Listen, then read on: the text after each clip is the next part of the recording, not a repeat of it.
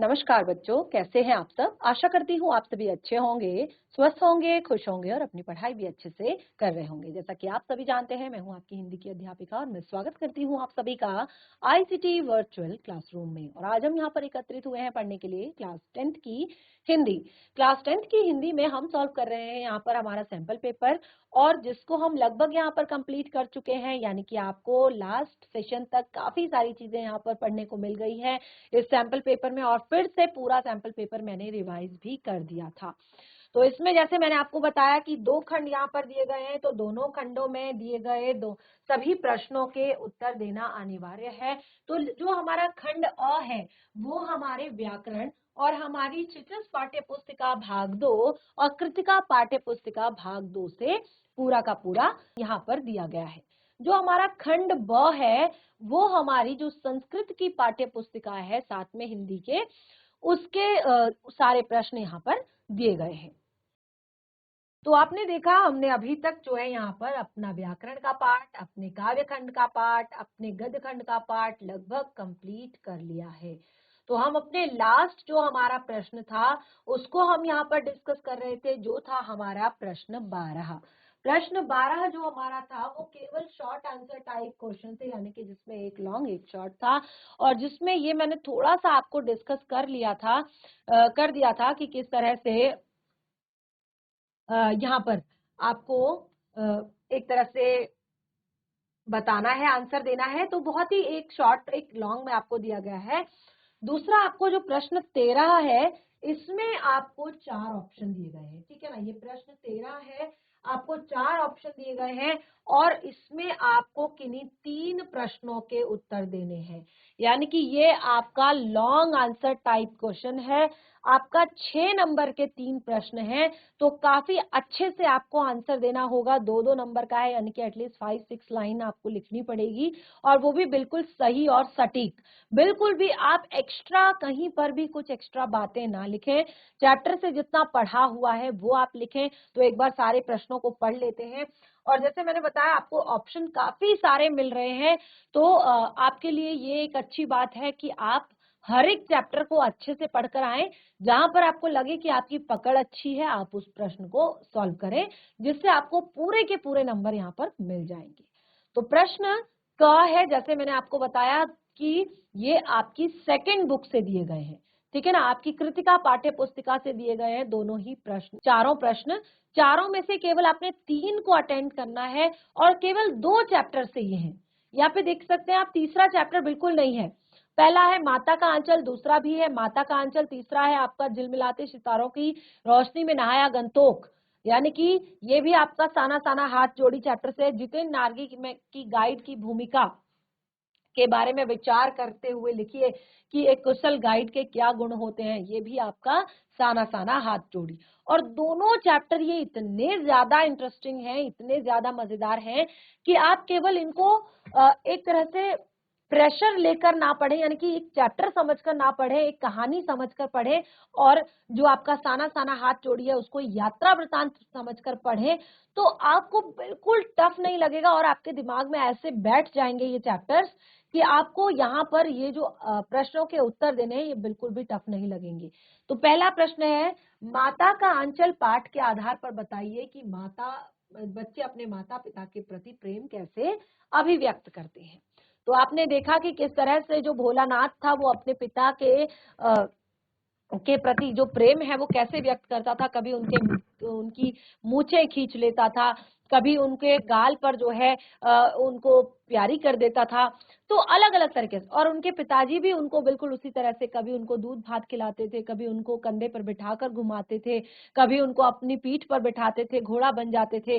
तो अलग अलग तरीके से जो है माता पिता के प्रति जो है बच्चे अपना प्रेम व्यक्त करते हैं। कभी उनकी गोद में चढ़ जाते हैं, कभी जो है रोने लगते हैं तो उनसे लिपट जाते हैं। तो बहुत अलग अलग तरह से वो अपने माता पिता से अपना प्रेम व्यक्त करते हैं। आप चैप्टर को पढ़ेंगे एक बार तो आसानी से इस प्रश्न का उत्तर लिख सकते हैं। और आप ये देखिएगा कि ये जो प्रश्न है ना बच्चे, आप देखेंगे कि लास्ट अगर आप ये बहुत ही पुराना चैप्टर है और आप लास्ट 10 ईयर के भी, अगर आप, मैं यहाँ पर 5-6 ईयर की बात नहीं कर रही हूँ, अगर आप लास्ट 10 ईयर के भी सैंपल पेपर उठाकर देखेंगे तो वहां पर भी आपको ये प्रश्न मिलेगा। ठीक है ना। तो सोच लीजिए आपको किस तरह से अच्छे से इसको पढ़ना है चैप्टर को। अगला है माता का आंचल पाठ में 30 के दशक की ग्राम्य संस्कृति का चित्रण किया है। 1930 के दशक की ग्राम्य संस्कृति का चित्रण किया है। आज की ग्रामीण संस्कृति में आपको किस प्रकार के परिवर्तन दिखाई देते हैं। तो अब आप कंपेयर कर सकते हैं कैसा आपको चैप्टर में दिखाया गया है, कैसा आज की ग्राम्य संस्कृति है। आप देखेंगे आजकल गांव गांव नहीं रह गए हैं। बिल्कुल गांव की स्थिति जो है, पहले के लोग जो है जब गर्मी होती थी तो आंगन में जो उनका पीपल का पेड़, बरगद का पेड़ या कोई भी ऐसे बड़े बड़े पेड़ होते थे, आम का पेड़, उसके नीचे खटिया बिछाकर वो आराम से वहां पर लेट के गर्मी में जो है बैठे रहते थे, बातें करते थे, हुक्का पीते थे, बच्चे खेलते थे, औरतें बातें करती थी। तो आज जो है अब सब गांव में भी बिल्कुल सबके घर में पंखा है, फ्रिज है, कूलर है। ठीक है ना, बिल्कुल आराम से अंदर सब बैठे रहते हैं। और जैसे पहले के टाइम में मतलब बहुत सारी चीजें ऐसी हैं कि बहुत ज्यादा जो है ज्यादातर कच्चे मकान हुआ करते थे और घर के अंदर भी बहुत ज्यादा गर्मी नहीं लगती थी। लेकिन आजकल गांव में भी पक्के मकान हो गए हैं। पहले क्या होता था कि रास्ता जो है ज्यादातर कच्चा होता था बैलगाड़ी से या साइकिल से या पैदल लोग यात्रा करते थे। आज गांव में भी सड़क पहुंच गई है और गांव में भी आप देखेंगे सबके पास स्कूटर, बाइक, कार, ट्रैक्टर। और खेतों में जुताई के लिए सबसे पहले जो खेती हुआ करती थी, सबसे पहले जो है बैलों का जोड़ा सबके पास जरूर हुआ करता था और उसी से खेत की जुताई की जाती थी। और अब जो है ट्रैक्टर सबके पास होता है और उससे खेत जोते जाते हैं। तो बहुत सारी चीजें हैं ग्रामीण संस्कृति की जो अब बहुत सारी चेंजेस उसमें हो गए हैं। तो आप चैप्टर के आधार पर कंपेयर करके बहुत ही अच्छा आंसर इसमें 2 नंबर का लिख सकते हैं। काफी सारी जो पंक्तियां हैं उसमें आपकी बन जाएंगी। अगला है, झिलमिलाते सितारों की रोशनी में नहाया गंतोक किस प्रकार से सम्मोहित कर रहा है। सेम जिस तरह से मैंने आपको पहले प्रश्न के लिए बताया ना, सेम ये वाला प्रश्न भी। ठीक है ना। और इससे एक और प्रश्न और आता है कि गंतोक को मेहनत कश बादशाहों का शहर क्यों कहा जाता है। ठीक है ना। ये 2 प्रश्न ऐसे हैं, यानी कि ये कभी एक साल आपका एक प्रश्न आता है, कभी एक साल आपका एक प्रश्न आता है। यानी कि दोनों प्रश्न बार बार बार बार आप 10 इयर्स के भी सैंपल पेपर उठाकर देखेंगे तो वहां पर आप देखेंगे कि ये रिपीट हुए हैं। तो इस चैप्टर को पढ़ना कितना ज्यादा जरूरी है वो आप समझ लीजिए। चैप्टर काफी लेंथी है, लेकिन आपको प्रेशर लेकर नहीं पढ़ना है, ये सोचकर नहीं पढ़ना है कि आप अपने एग्जाम के लिए पढ़ाई कर रहे हैं। आपको बहुत ज्यादा रटना है, आपको चीजों को समझना है। आप उसको इंटरेस्ट के साथ पढ़िए। एक यात्रा वृतांत है, इमेजिन कीजिए कि आप भी उस जगह पर गए हैं और उस जगह का आनंद ले रहे हैं। तो आपको काफी ज्यादा मजा आएगा चैप्टर को पढ़ने में और सारी चीजें आपकी मेमोरी में फिट हो जाएंगी जब आप इमेजिन करके पढ़ेंगे। ठीक है ना। और दूसरा यहाँ पर प्रश्न जो दिया गया है, जितेन नार्गे की गाइड की भूमिका पर विचार के बारे में विचार करते हुए लिखिए कि एक कुशल गाइड में क्या क्या गुण होते हैं। जो जितेन नार्गे था वो उस टाइम पे लेखिका का गाइड था। गाइड क्या होता है, जो आपको रास्ते के बारे में या वहाँ का जो जनजीवन है उसके बारे में या वहाँ की जो स्पेशलिटीज है उनके बारे में चीजों को बताता है, रास्ता बताता है और बहुत सारी चीजें। ठीक है ना। तो यहाँ पे जितेन नार्गे जो है वो गाइड की भूमिका निभा रहे हैं। तो उनकी भूमिका को देखने के बाद, उनको पढ़ने के बाद आप बताइए कि एक कुशल गाइड में और क्या क्या गुण होते हैं, एक कुशल गाइड में कौन कौन से गुण होने चाहिए। ठीक है ना। तो बहुत ही इंटरेस्टिंग सा चैप्टर है और मुझे लगता है कि अगर आपने केवल एक एक बार भी दोनों चैप्टर्स को पढ़ेंगे तो आसानी से सभी प्रश्नों के उत्तर दे पाएंगे। तो इस तरह से हमारा प्रश्न 13 जो था वो यहाँ पर कंप्लीट होता है और ये हमारा यहाँ पर आपका खंड अ भी कंप्लीट होता है। खंड अ जिसमें हमने व्याकरण, जिसमें हमने काव्य खंड, जिसमें हमने गद्य खंड, तीनों चीजें हमने पढ़ी हैं वो हमारा कंप्लीट हो गया है। अब हम पढ़ेंगे खंड ब को। खंड ब क्या है? खंड ब है आपके संस्कृत का पाठ। तो संस्कृत में आप देखेंगे अधोलिखितं गद्यांशं पठित्वा त्रिप्रश्नानि पूर्ण वाक्येन उत्तरत, कि आगे लिखे गए गद्यांश को पढ़कर 3 प्रश्नों के पूर्ण वाक्यों में उत्तर दीजिए। आपको नीचे हिंदी में भी दिया गया है कि निम्नलिखित गद्यांश को पढ़कर किन्हीं 3 प्रश्नों के उत्तर दीजिए। अब मुझे ये लगता है कि ये चैप्टर जो है आपकी पाठ्य पुस्तिका में है, तो यहाँ पर इसको हम पढ़ेंगे और उसके बाद इससे जुड़े हुए प्रश्नों के उत्तर देंगे। हरिद्वारम उच्च शिक्षायाः, संस्कृत शिक्षायाः, योग शिक्षायाः, आयुर्वेद शिक्षायाः, ध्यान से समझिएगा, ठीक है ना। हरिद्वार नगरी के बारे में ये चैप्टर है, पाठ्य पुस्तिका से ही दिया गया है कि हरिद्वारम उच्च शिक्षायाः, संस्कृत शिक्षायाः, योग शिक्षायाः, आयुर्वेद शिक्षायाः, प्रौद्योगिकी शिक्षायाः चापि केंद्रम अस्ति, ठीक है ना। हरिद्वार उच्च शिक्षा का, संस्कृत शिक्षा का, योग शिक्षा का, आयुर्वेद शिक्षा का, प्रौद्योगिकी शिक्षा का केंद्र है, ठीक है ना।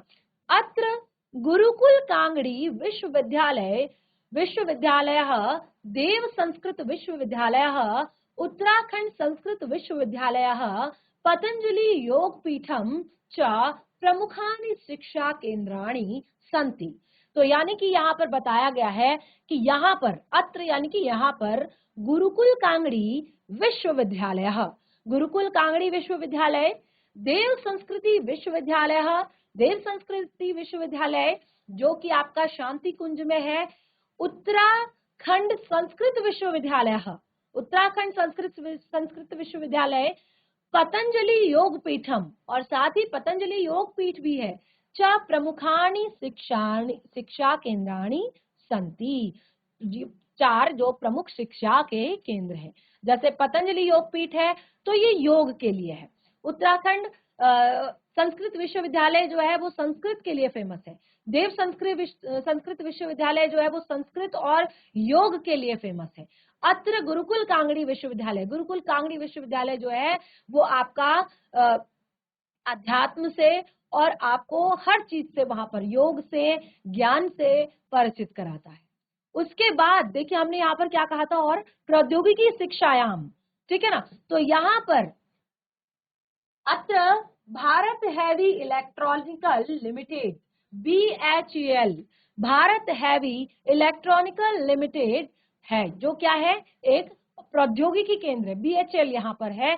रुड़की नगरे स्थितम भारत प्रौद्योगिकी संस्थानम, और रुड़की में भारत प्रौद्योगिकी संस्थानम IIT, सबसे बड़ा प्रौद्योगिकी संस्थान रुड़की IIT, ठीक है ना, ये यहाँ पर है। तो इसीलिए इसको कहा है कि ये संस्कृत शिक्षायाः, योग शिक्षायाः, आयुर्वेद शिक्षायाः, प्रौद्योगिकी शिक्षायाः केंद्र, इन सभी का ये क्या है, केंद्र है। BHEL जो है वो प्रौद्योगिकी का केंद्र है, और रुड़की में जो है IIT वो है आपका सबसे बड़ा प्रौद्योगिकी संस्थान, ठीक है ना। अनेक नवनिर्मिताः, अनेक नूतन उद्योग त्रायागारस्य गारः च देशस्य प्रगतो महत्वपूर्ण योगदानम ददाति। और भी बहुत सारे जो नए निर्मित उद्योग यंत्रागारा, जो बहुत सारे, जैसे अभी वहां पर नया निर्मित हुआ है सिडकुल, ठीक है ना, तो उसमें बहुत ही सारे जो है MNCs भी हैं, और बहुत सारे प्रौद्योगिकी जो बहुत सारे उद्योग हैं वहां पर अलग अलग तरह के, जैसे ITC भी है वहां पर, ठीक है ना, और आपका हिंदुस्तान यूनिलीवर है वहां पर, और आपका महिंद्रा एंड महिंद्रा है वहां पर। तो बहुत सारे जो प्रौद्योगिकी के क्षेत्र हैं वो वहां पर नए हैं और जो देश की प्रगति में योगदान कर रहे हैं, ठीक है ना। एवं प्रकारेण प्रोकार्ण्या संस्कृत्या सह आधुनिक भारतीय विकासस्य प्रौद्योगिक्या च अत्र दर्शने कुर्त सकते। तो यहाँ पर कहा है कि यहाँ पर आप आकर जो है जो आधुनिक भारत का जो विकास है, आधुनिक भारत के विकास में जो प्रौद्योगिकी है वो किस तरह से योगदान कर रहा है, किस तरह से योगदान दे रहा है वो आप यहाँ पर आकर देख सकते हैं। ठीक है ना। तो ये आपको मैं आशा करती हूँ कि समझ में आ गया होगा अच्छे से। बहुत ही छोटा सा टॉपिक है और बहुत ही इजी सा है। अब यहाँ पर क्या कहा है, एक चीज ध्यान में रखिएगा, प्रश्नों को 4 प्रश्न जो दिए गए हैं इनमें से केवल सबसे पहले तो यहाँ पर भी ऑप्शन है आपका, तो 4 प्रश्नों में से आपको केवल 3 प्रश्न करने हैं। और दूसरा आपने क्या चीज यहाँ पर ध्यान रखनी है कि आपको एक 1 वर्ड में आंसर नहीं देना है। ठीक है ना, क्योंकि संस्कृत में कई बार होता है कि हमें 1 वर्ड में आंसर देना होता है, लेकिन यहाँ पर ऐसा नहीं है, यहाँ पर आपको पूर्ण वाक्य में उत्तर देना है। अब इसमें आप छांट सकते हैं, यानी कि यहाँ पर आप छांट छांट कर लिख सकते हैं अपने टॉपिक में से। जैसे कहा है हरिद्वार कस्या केंद्रम अस्ति, किसका केंद्र है हरिद्वार, तो पूरा का पूरा आप यहां से लेकर यहां तक का आंसर लिख सकते हैं। जैसे हरिद्वारम उच्च शिक्षायाः, संस्कृत शिक्षायाः, योग शिक्षायाः, आयुर्वेद शिक्षायाः, प्रौद्योगिकी शिक्षायाः चापि केंद्रम अस्ति। ठीक है, तो ये आप लिख सकते हैं। हरिद्वारे कानि प्रमुखानि शिक्षण केंद्राणि सन्ति, हरिद्वार में कौन कौन से प्रमुख शिक्षा केंद्र हैं, तो फिर से सेम चीज आपने यहाँ पर लिख देनी है। देव संस्कृत विश्वविद्यालय है, गुरुकुल कांगड़ी विश्वविद्यालय है, उत्तराखंड संस्कृत विश्वविद्यालय है, पतंजलि योग पीठ है, ये यहाँ के प्रमुख शिक्षा केंद्राणि सन्ति। ठीक है ना, अत्र से यहाँ तक बिल्कुल बिल्कुल आंसर आपको मिल गया। के देशस्य प्रगतो महत्वपूर्ण योगदानम ददाति, क्या देता है देश की प्रगति में महत्वपूर्ण योगदान। Bharat heavy electrical limited, Roorkee नगरे स्थित भारतीय प्रौद्योगिकी संस्थानम, अनेक नवनिर्मित अनेक नूतनानि उद्योग यंत्रागारः च देशस्य प्रगति योगदान महत्वपूर्ण योगदानम ददाति। तो यहाँ से लेके यहाँ तक आप जो आंसर लिखेंगे बिल्कुल आपको उसमें 2 नंबर वहां पर पूरे के पूरे मिल जाते हैं।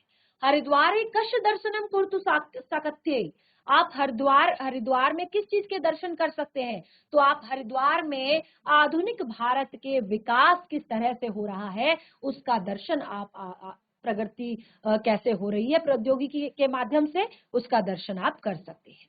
ठीक है ना, तो आप यहाँ पर आधुनिक भारतीय विकासस्य प्रौद्योगिक्या च अत्र दर्शनम कुरुते शक्यते, तो ये आप हरिद्वारे के बाद यहाँ से आंसर लिख सकते हैं। तो पूरे के पूरे नंबर आपको यहाँ पर देने से कोई नहीं पीछे छूटेगा, आपको पूरे नंबर यहाँ पर मिलेंगे। तो ये है आपके खंड ब का पहला प्रश्न। ठीक है ना, तो मैं आशा करती हूँ कि यहाँ पर आपको पूरे के पूरे 6 नंबर मिलने चाहिए। तो कोई भी गलती कोई मिस्टेक ना करें, ध्यान पूर्वक पढ़ें, और आप देखेंगे कि ये वाला जो टॉपिक है, ठीक है ना, ये भी आपका कई बार रिपीट हुआ है, तो इसको चैप्टर को एक बार पढ़ लें अपनी पाठ्य पुस्तिका से और उसके बाद आगे आप इसको करें सॉल्व। अगला है, अब देखिए यहाँ पर जो दूसरा प्रश्न आता है, दूसरा प्रश्न आपके एक तरह से पद्यांश है। ऊपर वाला जो क्या था वो गद्यांश था, ठीक है ना। अब आता है आपका पद्यांश, यानी कि एक श्लोक आपको दिया गया है और उससे रिलेटेड आपने प्रश्नों के उत्तर देने हैं। अधोलिखितम पद्यांशम पठित्वा दो प्रश्नानि प्रश्नो पूर्ण वाक्येन उत्तरत ददत, तो यहाँ उत्तरत, तो यहाँ पे भी आपने ये चीज ध्यान रखना है कि 3 में से आपने मात्र 2 प्रश्नों के उत्तर देने हैं और एक लाइन में नहीं देना, एक वर्ड में नहीं देना है, बल्कि एक वाक्य में देना है, एक पूरे लाइन में देना है। ठीक है ना, चलो इसको हम पढ़ते हैं। रात्रि गर्मिष्यति भविष्यति सुप्रभातम, भास्वा नुदेनष्यति हसिष्यति पड़कंजाली, इंथ्यम विचित्याति कोशगते द्विरेफे हा हंत हंत नलिनी गज उज्जहारम उज्जहारः। ठीक है, तो अब यहाँ पर हमें 3 प्रश्नों के मात्र उत्तर देने हैं। श्लोक है छोटा सा, सुप्रभातम कदा भविष्यति, सुप्रभात कब होती है, बहुत ही आसान सा, पहले श्लोक की पहली लाइन, रात्रि गर्मष्यति सुप्रभातम भविष्यति। ठीक है ना, सिर्फ चेंज करना है, यहाँ पे कि रात्रि गर्मिष्यति सुप्रभातम भविष्यति, कि रात्रि जब बीत जाती है उसके बाद क्या होता है, सुप्रभात होता है। ठीक है, द्विरिफे किंग विचयंती। ठीक है, तो द्विरिफे कोश गते विचयंती। ठीक है, उसके बाद गजह कम उज्जहारे, गजह कम उज्जहारे, काम उज्जहारे, कैसे, हा हंत हंत नलिनी गज उज्जहारे। ठीक है, तो इस तरह से आप आंसर लिख सकते हैं। तो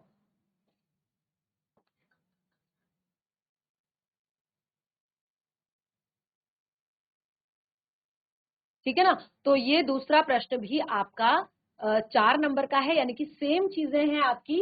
आपने केवल 2 प्रश्नों के उत्तर देने हैं, तो 2 नंबर का है।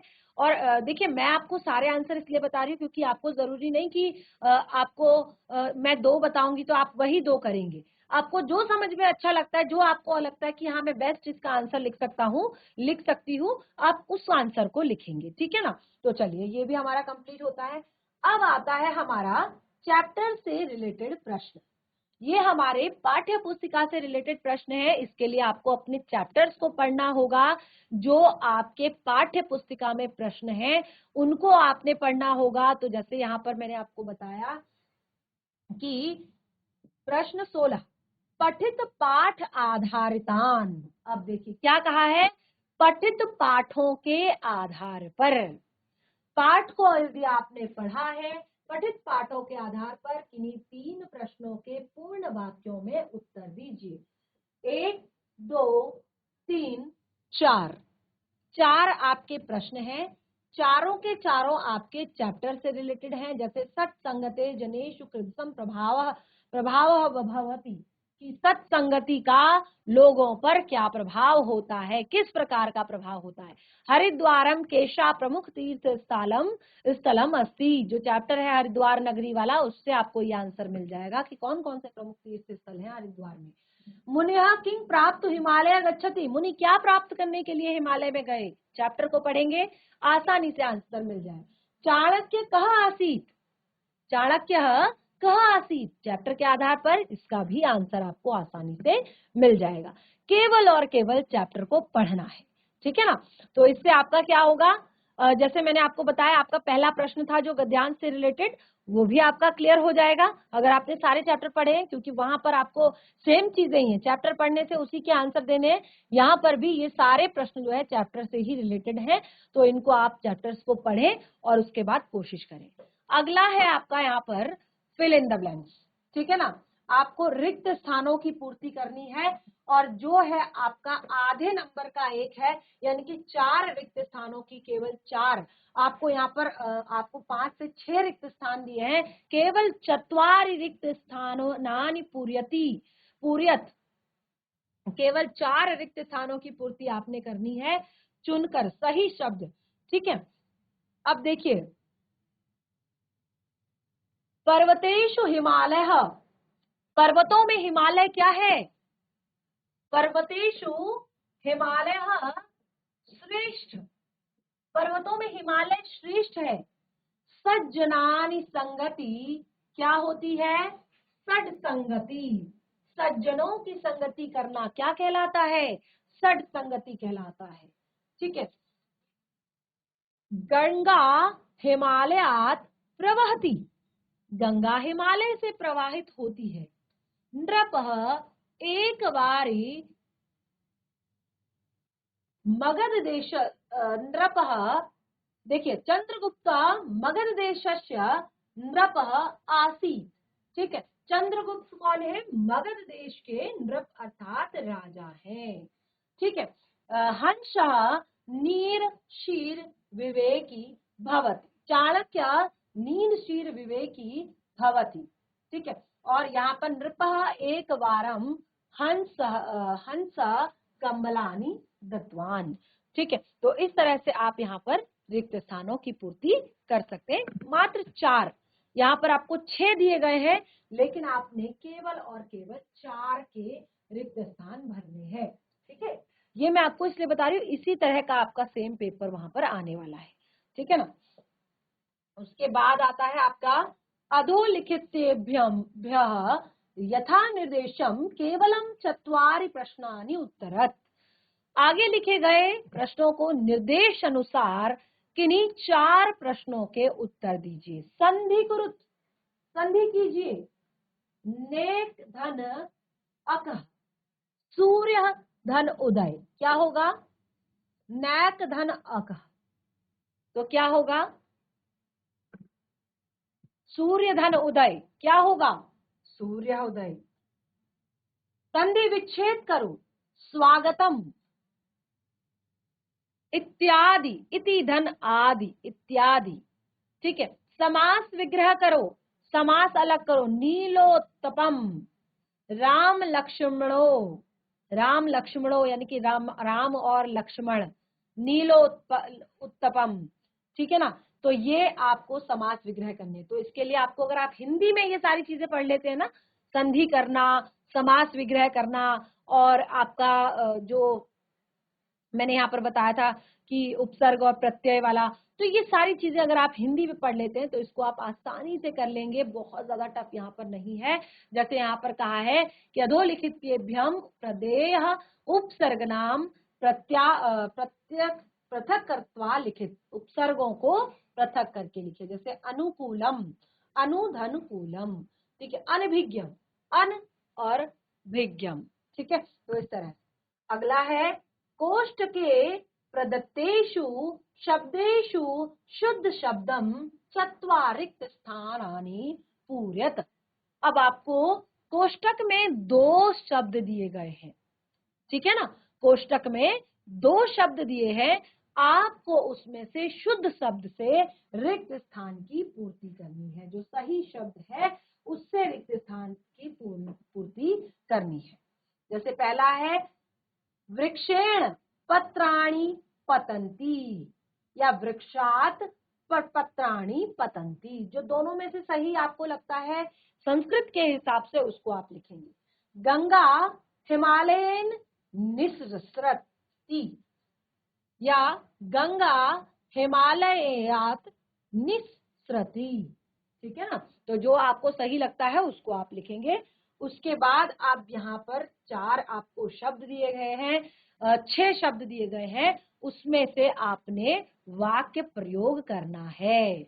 अब बहुत इजी है, देखिए जैसे एक आपको दिया है कि वृक्षेण पत्राणि पतंती, तो पतंती दिया गया है, आप आराम से इसको लिख सकते हैं। आगच्छताम बालकाय गच्छति सह वयम, सबका आपने सेंटेंस बनाना है। 6 वाक्य शब्द दिए गए हैं, 6 में से मात्र 4 सेंटेंस बनाने हैं, 4 वाक्य बनाने हैं, ठीक है ना। तो ये भी आपका आधे नंबर का है, और यहाँ पर भी आपको 2 नंबर मिल जाएंगे आसानी से। अगला है अधोलिखितेभ्यः वाक्येभ्यः दियो संस्कृत अनुवादम कुरुत, संस्कृत में अनुवाद कीजिए। 3 आपको ऑप्शन दिए हैं, तीनों में से आपने 2, मात्र 2 का, वह फूल सूंघती है, हम दोनों विद्यालय गए, तुम रामचरितमानस पढ़ो। तो इस तरह से केवल 2 आपने वाक्यों को संस्कृत में अनुवाद करना है। तो ये बहुत ही इजी सा, यहाँ पर भी आपका 1 नंबर का 1 है, और यानी कि 2 नंबर आपको यहाँ पर भी मिलते हैं। और इस तरह से आपका पूरा का पूरा पेपर कंप्लीट होता है।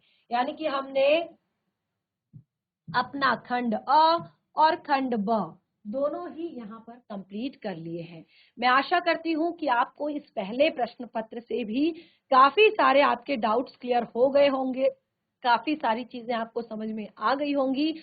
अब हम लेंगे हमारे नेक्स्ट सेशन में एक नया चैप्टर, नया प्रश्न पत्र, जो कि होगा 2024 का ही प्रतिदर्श प्रश्न पत्र। यानी कि ये तो हमारा लास्ट ईयर का पेपर था, अब हम लास्ट ईयर का सैंपल पेपर लेंगे, जो जिससे आप अंदाजा लगा सकते हैं कि इस साल का पेपर भी कैसा होने वाला है और किस तरह से आप उसको पढ़ सकते हैं, ठीक है ना। तो इस तरह से इसको घर पर प्रश्न पत्र को हल करने का प्रयास करें।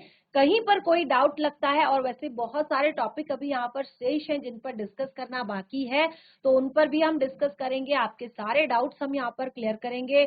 फिर भी आपको लगता है जो चैप्टर आपने पढ़ लिए हैं उन चैप्टर्स में आपको परेशानी है, तो आप वो भी हमें अपने सारे डाउट्स जो है बता सकते हैं, आपके सारे डाउट्स को क्लियर किया जाएगा। तो इस तरह से आज का सेशन और हमारा ये प्रश्न पत्र यहाँ पर कंप्लीट होता है। हम मिलेंगे एक नए सेशन में एक नए प्रश्न पत्र के साथ। तब तक के लिए धन्यवाद। आपका दिन शुभ हो।